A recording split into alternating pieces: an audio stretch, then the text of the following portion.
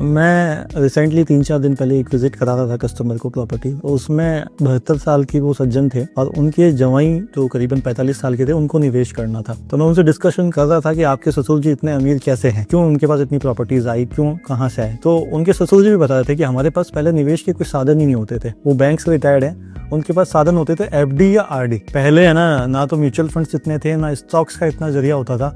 तो पैसा जो भी बचता था तो वो नॉलेज के आधार पर, किसी के कहने पर कागज में ही निवेश कर लेते थे। यानी प्रॉपर्टी में निवेश बिना बहुत ज़्यादा ज्ञान लगाए कर लेते थे।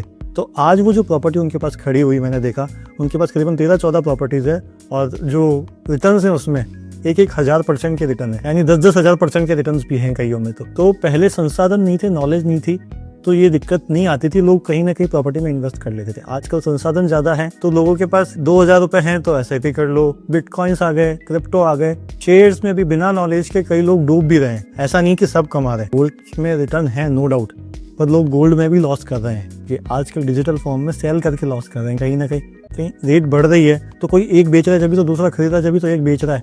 तो आप प्रॉपर्टी को एक अच्छे लेवल पर समझें, किसी नॉलेजेबल बंदे के साथ, किसी नॉलेजेबल रेरा रजिस्टर्ड एसोसिएट के साथ बैठ करके चीज़ों को डिस्कशन करें। आप ही के शहर में एक छोटा सा निवेश स्टार्ट करें। आजकल निवेश प्रॉपर्टी का लोन के माध्यम से इजीली हो जाता है।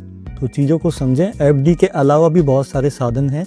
एफडी में आजकल इतने रिटर्न्स नहीं है जितने रियल एस्टेट में हैं। और कहीं ना कहीं प्रॉपर्टी आपके एक रहने की जगह भी हो जाती है, आपके बच्चों के फ्यूचर के लिए भी हो जाता है और आपके स्टेटस के लिए भी हो जाता है। जब आप किसी ग्रुप में बैठे होते हैं तो ये नहीं बता सकते कि मेरे पास 2 करोड़ की एफडी है, पर ये कहीं भी बता करके आप अपना स्टेटस बढ़ा सकते हैं कि मेरे पास 4 प्लॉट हैं। अपने स्टेटस को चेंज करिए और आज ही प्रॉपर्टी में निवेश करिए। Thank you so much.